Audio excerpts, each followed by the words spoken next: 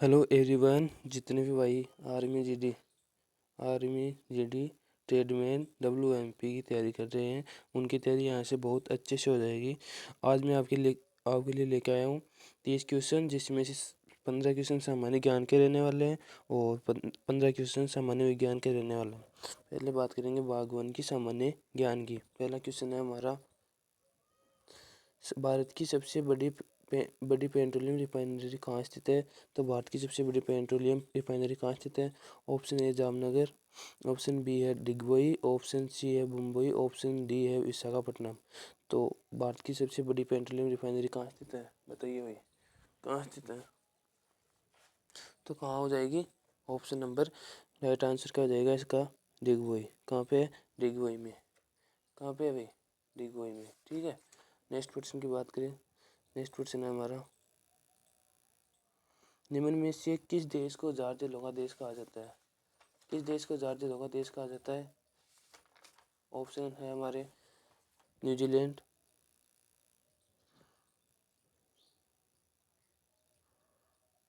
Option है निम्न में से किस देश को आज़ाद जिलों का देश भी कहते हैं? तो ऑप्शन ए है न्यूजीलैंड, ऑप्शन बी है फिनलैंड, ऑप्शन सी है थाईलैंड, ऑप्शन डी है कानपुर। तो किस देश को कहा जाता है आज़ाद जिलों का देश? तो आंसर हो जाएगा हमारा option number B. Option number B right answer हो जाएगा। फिनलैंड को आज़ाद जिलों का देश कहा जाता है। ठीक है, फिनलैंड को आज़ाद जिलों का देश कहा जाता है। फिनलैंड की राजधानी क्या है? तो फिनलैंड की राजधानी क्या है भाई, बताइए? हेलसिंकी। हेलसिंकी। ठीक है, फिनलैंड की राजधानी है हेलसिंकी। ठीक है, हेलसिंकी। नेक्स्ट क्वेश्चन की बात करें, और अगर बात करें, ये नोकिया है ना, नोकिया कंपनी, नोकिया ये कहाँ की कंपनी है? फिनलैंड की है। कहाँ की है? फिनलैंड की है। नोकिया मोबाइल कंपनी है ना, मूल तक फिनलैंड की है। कहाँ की है? फिनलैंड की। ठीक है, नेक्स्ट क्वेश्चन की बात करें। नेक्स्ट क्वेश्चन है हमारा, महाराष्ट्र की राज्य की राजधानी कौन सी है? महाराष्ट्र राज्य की राजधानी कौन सी है? तो महाराष्ट्र राज्य की राजधानी कौन सी होगी? ऑप्शन ए है लखनऊ, ऑप्शन बी है मुंबई, ऑप्शन सी है थाईलैंड, ऑप्शन डी है कानपुर। तो महाराष्ट्र राज्य की राजधानी कौन सी होगी भाई? कौन सी है? आंसर क्या हो जाएगा? मुंबई। क्या हो जाएगा? मुंबई। मुंबई है। ठीक है, और मुंबई क्या है? भारत की आर्थिक राजधानी भी है। भारत की आर्थिक राजधानी भी क्या है? मुंबई है। आर्थिक राजधानी। ठीक है, भारत की आर्थिक राजधानी कौन सी है? मुंबई है। और gateway of India Mumbai Maharashtra में स्थित है। ठीक है, gateway of India Mumbai Maharashtra में स्थित है। ठीक है, नेक्स्ट क्वेश्चन की बात करें। नेक्स्ट क्वेश्चन है हमारा, सरदार सरोवर योजना किस नदी पर है? सरदार सरोवर योजना किस नदी पे है? तो किस पे? क्या नर्मदा पे या रावी पे? ऑप्शन नंबर सी है कृष्णा पे, ऑप्शन डी है इनमें से कोई नहीं। तो सरदार सरोवर योजना किस नदी पे? ये प्रश्न बहुत बार पूछा गया है, हर शिफ्ट मतलब ऐसे एग्जाम में, हर एग्जाम में, आर्मी के हर एग्जाम में पूछा गया है ये प्रश्न। तो कोई ना कोई शिफ्ट में तो जरूर पूछा गया है ये प्रश्न। ठीक है, तो सरदार सरोवर योजना किस नदी पे है? ऑप्शन क्या हो जाएगा हमारा? Option number A right answer हो जाएगा नर्मदा पे। नर्मदा पे। कहाँ पे? नर्मदा पे। नर्मदा नदी का उद्गम स्थान कहाँ से होता है? कहाँ से होता है? इसका उद्गम स्थान होता है अमरकंटक। अमरकंटक की पहाड़ी, अमरकंटक मध्य प्रदेश में है। जो कहाँ पे? मध्य प्रदेश में है। मध्य प्रदेश में। ठीक है, सरदार सरोवर योजना किस नदी पे है? नर्मदा पे। और नर्मदा नदी का उद्गम स्थल है अमरकंटक, मध्य प्रदेश से। कहाँ से? अमरकंटक मध्य प्रदेश। नेक्स्ट क्वेश्चन की बात करें। नेक्स्ट क्वेश्चन है हमारा, मौर्य साम्राज्य को किसने स्थापित किया था? मौर्य साम्राज्य को किसने स्थापित किया था? ऑप्शन ए है बिंबिसार ने, ऑप्शन बी है चंद्रगुप्त मौर्य ने, ऑप्शन सी है अशोक ने, ऑप्शन डी है इनमें से कोई नहीं। तो मौर्य साम्राज्य को किसने स्थापित किया था? मौर्य साम्राज्य को किसने स्थापित किया था? मौर्य साम्राज्य को चंद्रगुप्त मौर्य ने। राइट आंसर क्या हो जाएगा? चंद्रगुप्त मौर्य ने। चंद्रगुप्त मौर्य ने। चंद्रगुप्त मौर्य के गुरु चाणक्य की सहायता से अंतिम नंद शासक गणानंद को पराजित कर 25 वर्ष की आयु में चंद्रगुप्त मौर्य ने मौर्य साम्राज्य की स्थापना की थी। ठीक है, चंद्रगुप्त मौर्य ने गुरु चाणक्य की सहायता से अंतिम नंद शासक गणानंद को पराजित कर 25 वर्ष की आयु में चंद्रगुप्त मौर्य ने मौर्य साम्राज्य की स्थापना की थी। क्यों आगे चंद्रगुप्त मौर्य ने क्या अपने गुरु चाणक्य की सहायता से नंद शासक गणानंद को पराजित करके और 25 आयु की वर्ष में चंद्रगुप्त मौर्य ने मौर्य साम्राज्य की स्थापना की थी। ठीक है, किसको पराजित किया था? नंद शासक गणानंद को। ठीक है, नंद शासक गणानंद को पराजित किया था 25 वर्ष की आयु में। नेक्स्ट क्वेश्चन है हमारा, इसका आंसर हो जाएगा चंद्रगुप्त मौर्य। नेक्स्ट क्वेश्चन है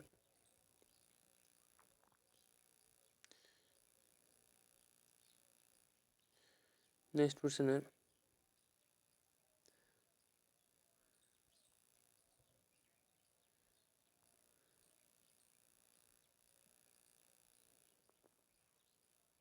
नेक्स्ट क्वेश्चन है गोटीपुआ नृत्य किस राज्य से संबंधित है?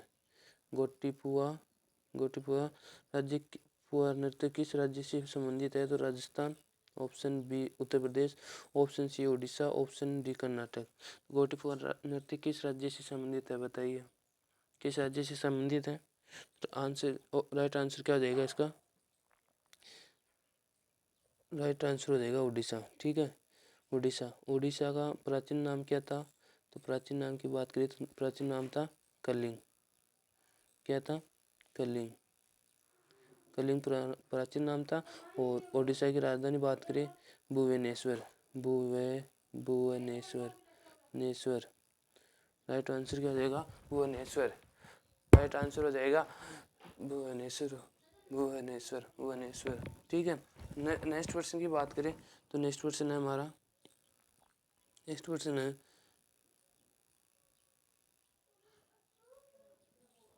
फिप्पा का मुख्यालय कहाँ पे स्थित है? नेक्स्ट क्वेश्चन है फिप्पा का मुख्यालय कहाँ पे स्थित है? तो फिप्पा का मुख्यालय ऑप्शन ए है दुबई, ऑप्शन बी है ज्यूरिख, ऑप्शन सी है लंदन, ऑप्शन डी है इनमें से कोई नहीं। तो फिप्पा का मुख्यालय कहाँ पे स्थित है भाई? कहाँ पे स्थित है बताइए, कहाँ पे स्थित है फिप्पा का मुख्यालय? फिप्पा की बात करें, देखो फिप्पा का ये है फीफा, फीफा। इसकी फुल फॉर्म क्या होगी? इसकी फुल फॉर्म होगी federation international D football association. ठीक है, federation international D football association. ठीक है, तो इसकी फीफा का मुख्यालय कहाँ पे स्थित है? तो ये है ज्यूरिख में। कहाँ पे? ज्यूरिख में। आंसर क्या हो जाएगा? बी। ठीक है, अब बात करें फीफा की स्थापना कब हुई? तो स्थापना 1904 ईस्वी में हुई थी। कब हुई थी? 1904 ईस्वी में। फीफा की स्थापना कब हुई? 1904 ईस्वी में। ठीक है, और इसका मुख्यालय ज्यूरिख स्विट्जरलैंड में स्थित है। ठीक है, ज्यूरिख कहाँ पे पड़ता है? स्विट्जरलैंड में। ठीक है, फीफा का मुख्यालय ज्यूरिख स्विट्जरलैंड में है। ठीक है, स्थापना 1904 में हुई थी और फीफा के फुल फॉर्म बता दी मैंने। नेक्स्ट क्वेश्चन की बात करें, नेक्स्ट क्वेश्चन है हमारा, नेक्स्ट क्वेश्चन है विनेश फोगाट ने निम्न में से किस खेल से जुड़ी हुई है? विनेश फोगाट है वो किस निम्न में से किस खेल से जुड़ी हुई है? तो ऑप्शन ए है क्रिकेट से, विनेश फोगाट सभी को पता होगा अभी भी वो। ऑप्शन बी है शतरंज से, ऑप्शन सी है बैडमिंटन से, ऑप्शन डी है कुश्ती से। तो विनेश फोगाट निम्न में से किस खेल से जुड़ी हुई है? तो आंसर क्या हो जाएगा? क्या हो जाएगा? Option number D. क्या हो जाएगा? Option number D. किस खेल से जुड़ी हुई है? कुश्ती से। विनेश फोगाट कुश्ती से जुड़ी हुई है, भारतीय महिला पहलवान है ये, भारतीय महिला पहलवान ये। इनमें और भी अगर नाम ले तो जैसे साक्षी हो गई कुश्ती से संबंधित। ठीक है, साक्षी हो गई, गीता फोगाट हो गई,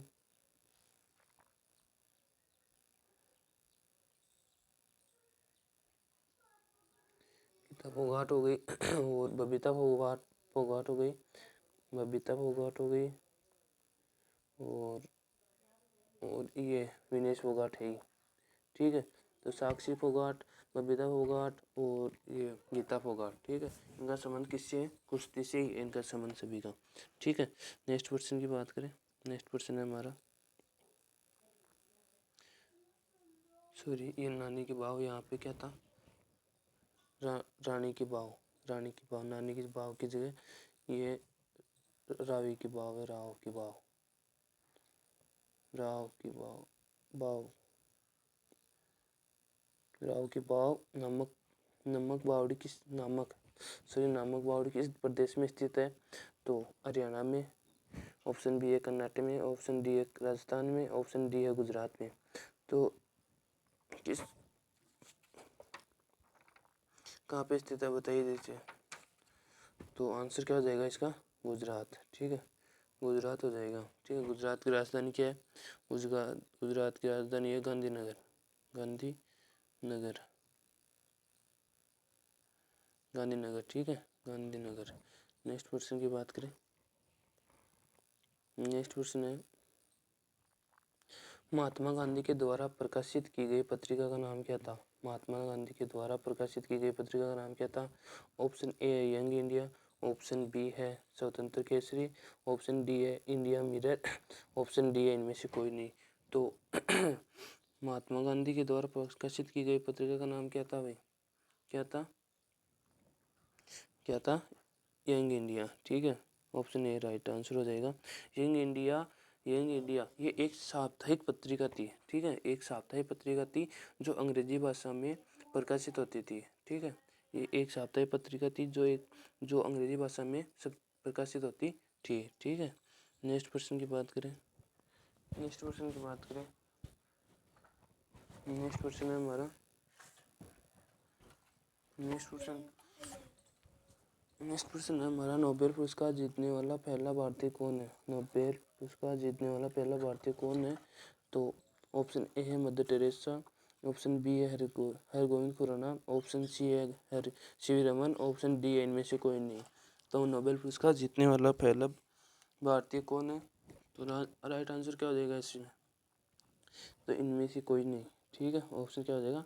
इनमें से कोई नहीं। सबसे पहले नोबेल पुरस्कार जीतने वाला कौन था? तो वो कौन था? रविंद्र सिंह टैगोर। कौन था? रविंद्र सिंह टैगोर,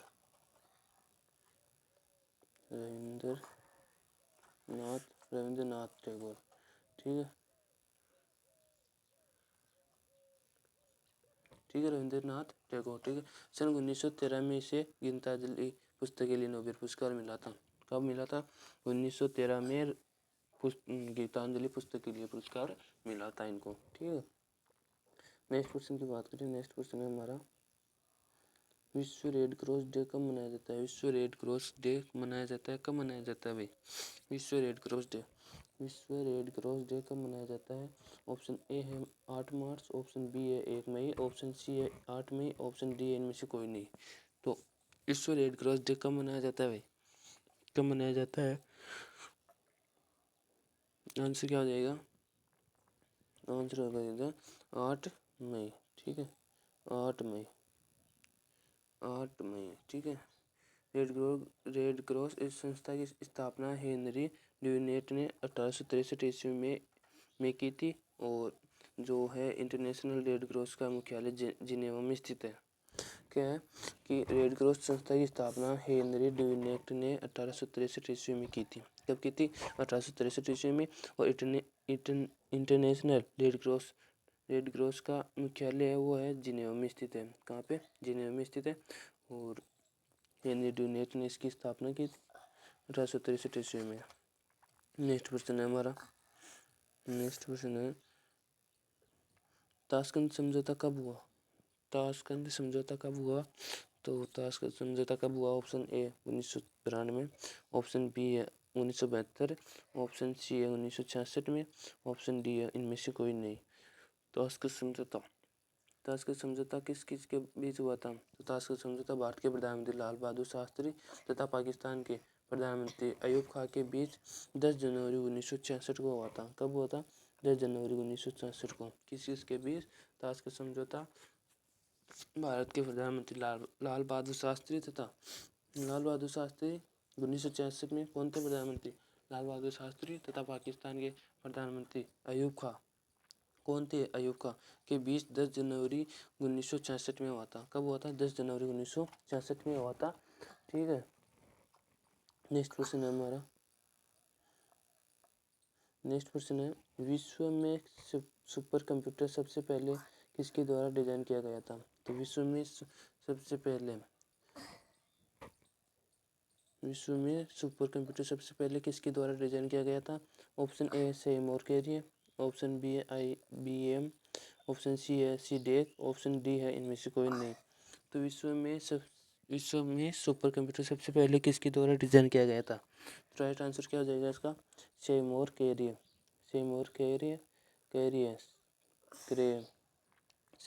है। भारत में सुपर कंप्यूटर का डिजाइन सीडेक नामक संस्था ने किया, लेकिन जो पहले डिजाइन किया था उसका नाम था सेमोर कैरी। ठीक है। नेक्स्ट क्वेश्चन की बात करें, नेक्स्ट क्वेश्चन है हमारा, नेक्स्ट क्वेश्चन है NIC का अध्यक्ष कौन है? NIC का अध्यक्ष कौन है? NIC का मतलब राष्ट्रीय एकता परिषद। ठीक है, राष्ट्रीय एकता परिषद।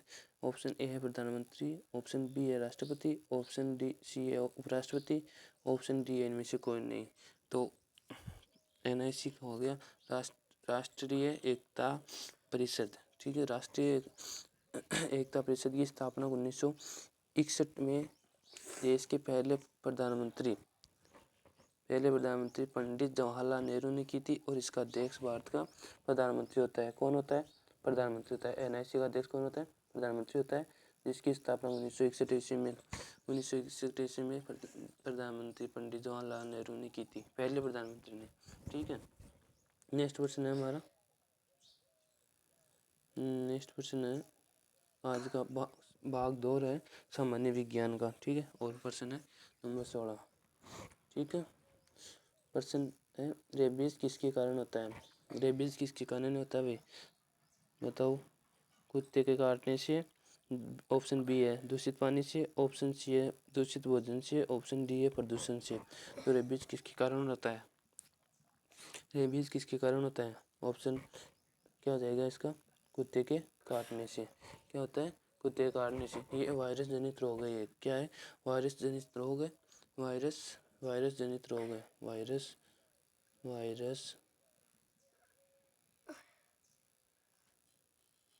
जनित रोग है।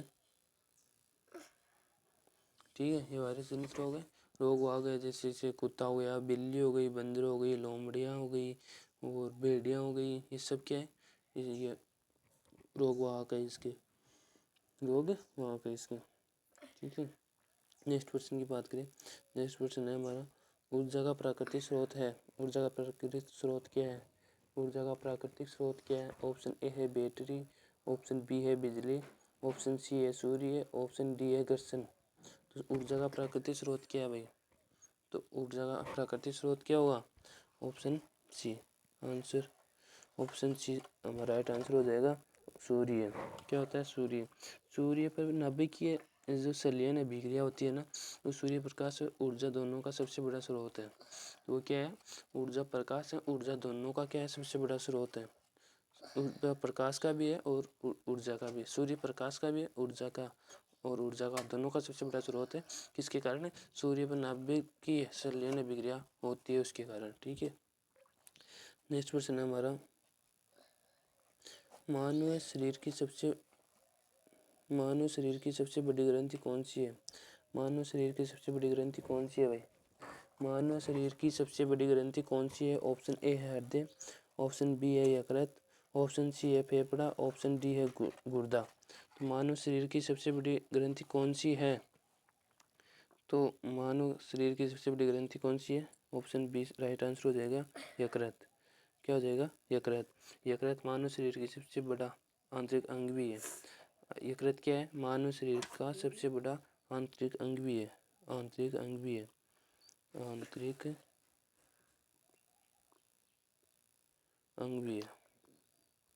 सबसे बड़ा।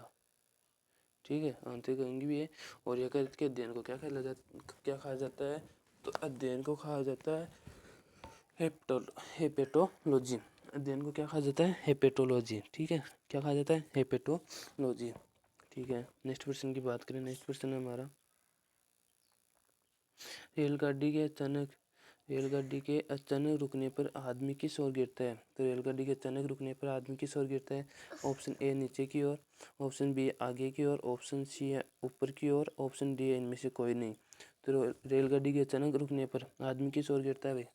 किस ओर गिरता है? तो आदमी क्या होगा? आगे की ओर ही गिरेगा। ठीक है, तो आगे की ओर। ठीक है, ऑप्शन बी राइट आंसर हो जाएगा। ये न्यूटन की गति के प्रथम नियम पर आधारित है। किस पे? न्यूटन की गति के प्रथम नियम पर आधारित है। ठीक है, प्रथम नियम कौन सा है? किसका है? जड़त्व का। ठीक है, उस पर आधारित है ये। नेक्स्ट क्वेश्चन की बात करें। नेक्स्ट क्वेश्चन है हमारा, निम्न में से कौन सा रक्त समूह सर्वग्राही है? रक्त समूह सर्वग्राही है। ऑप्शन ए है ओ, ऑप्शन बी है A B, option A C, option D है बी। तो निम्न में से कौन सा रक्त समूह सर्वग्राही है? तो इसका राइट आंसर क्या हो जाएगा? राइट आंसर क्या हो जाएगा? A B. ए बी सभी से ले सकता है। ठीक है, इसमें एंटीबॉडी अनुपस्थित होती है। ठीक है, इसमें क्या होता है? एंटीबॉडी अनुपस्थित होती है एंटीबॉडी। ठीक है, नेक्स्ट क्वेश्चन है हमारा, नेक्स्ट क्वेश्चन है, मोटर कार की हेडलाइट में कौन सा दर्पण प्रयोग होता है? मोटर कार की हेडलाइट में कौन सा दर्पण प्रयोग होता है? ऑप्शन ए है अवतल दर्पण, ऑप्शन बी है उत्तल दर्पण, ऑप्शन सी है साधारण, और ऑप्शन डी है इनमें से कोई नहीं। तो जो मोटर कार होती है उसकी हेडलाइट में कौन सा दर्पण प्रयोग होता है? तो कौन सा होता है भाई? ऑप्शन ये राइट आंसर हो जाएगा अवतल दर्पण। क्या होता है? अवतल दर्पण। अवतल दर्पण का उपयोग कार की हेडलाइट के रूप में किया जाता है, क्योंकि ये अवतल दर्पण सड़क पर प्रकाश फैलाते हैं। क्या फैलाते हैं? प्रकाश फैलाते हैं। और अवतल दर्पण की सहायता से फैले प्रकाश के कारण हम दूर तक देखने में सक्षम हो पाते हैं। ये रात में सड़क पर आसान ड्राइव करने में मदद करता है। ठीक है, क्या होता है कि अवतल दर्पण का उपयोग हम हेडलाइट के रूप में करते हैं, क्योंकि ये अवतल दर्पण सड़क पर प्रकाश फैलाते हैं, और अवतल दर्पण की सहायता से फैले प्रकाश के कारण हम दूर तक देख पाते हैं। और ये रात में सड़क पर क्या होता है? आसान हमें ड्राइव करने में मदद करता है। ठीक है, साधन को चलाने में मदद करता है हमारी। ठीक है, नेक्स्ट राइट आंसर क्या हो जाएगा? अवतल दर्पण। नेक्स्ट क्वेश्चन है हमारा, नेक्स्ट क्वेश्चन है, सिस्मोग्राफ का उपयोग क्या मापने के लिए किया जाता है? सिस्मोग्राफ का उपयोग क्या मापने के लिए किया जाता है? तो सिस्मोग्राफ का क्या? ऑप्शन ए है हृदय की गति, ऑप्शन बी है भूकंप, ऑप्शन सी है विद्युत धारा का प्रवाह, ऑप्शन डी है रक्तचाप। तो सिस्मोग्राफ का प्रयोग क्या मापने के लिए किया जाता है? क्या मापने के लिए किया जाता है? राइट आंसर क्या हो जाएगा? भूकंप। ठीक है, क्या हो जाएगा? भूकंप। ठीक है, भूकंप का पता लगाने और मापने वाले यंत्र को सिस्मोग्राफ कहते हैं। और जो रिएक्टर पैमाना होता है ना, उसको भूकंप की तरंगों की तीव्रता मापने के का एक गणितीय पैमाना है। रिएक्टर पैमाना क्या है फिर? तो रिएक्टर पैमाना भूकंप की तरंगों की तीव्रता मापने का एक गणितीय पैमाना है। और जो भूकंप का पता लगाने और मापने का वो वाले यंत्र को क्या कहते हैं? वो सिस्मोग्राफ, उसको सिस्मोग्राफ कहते हैं। ठीक है, नेक्स्ट क्वेश्चन की बात करें। नेक्स्ट क्वेश्चन है हमारा, नेक्स्ट क्वेश्चन है, हमारे शरीर में स्नायु क्या जोड़ते हैं? स्नायु क्या जोड़ते हैं हमारे शरीर में? क्या मांसपेशी से चमड़ी को जोड़ते हैं? क्या ऑप्शन बी है मांसपेशी से मांसपेशी को, ऑप्शन डी है सी है हड्डी से हड्डी को, ऑप्शन डी है मांसपेशी से हड्डी को। तो स्नायु होते हैं उसको हम लिगामेंट भी बोलते हैं। क्या बोलते हैं? लिगामेंट।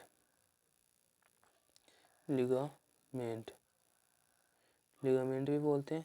तो स्नायु लिगामेंट आपके शरीर में क्या करते हैं? तो क्या करते हैं? हड्डी को हड्डी से जोड़ते हैं। किसको? हड्डी से हड्डी को जोड़ते हैं। राइट आंसर सी हो जाएगा। ओके, आपस में जोड़ता है। और ये क्या है? संयोजी ऊतक है। ये जो स्नायु है वो क्या है? संयोजी ऊतक है। ठीक है, संयोजी ऊतक है। नेक्स्ट क्वेश्चन है हमारा, विद्युत धारा का ऐसा मात्रक क्या है? विद्युत धारा का ऐसा मात्रक क्या है? विद्युत धारा का ऐसा मात्रक क्या है? तो option A coulomb, option B ampere, option C joule, option D watt. तो विद्युत धारा का ऐसा मात्रक क्या होगा भाई, सभी को पता है। तो विद्युत धारा की ऐसा इकाई क्या है, ampere. Option B right answer हो जाएगा, ऑप्शन बी एम्पियर इकाई है। और जो हम एम्पियर है विद्युत धारा की जो मापने के लिए जिस यंत्र का उपयोग करते हैं ना, परिपथों की विद्युत धारा मापने के लिए जिस यंत्र का उपयोग करते हैं उसे हम एमीटर कहते हैं। क्या कहते हैं, एमीटर कहते हैं। ठीक है, नेक्स्ट क्वेश्चन है हमारा। नेक्स्ट क्वेश्चन है, निम्न में से क्या हृदय घात का कारण है।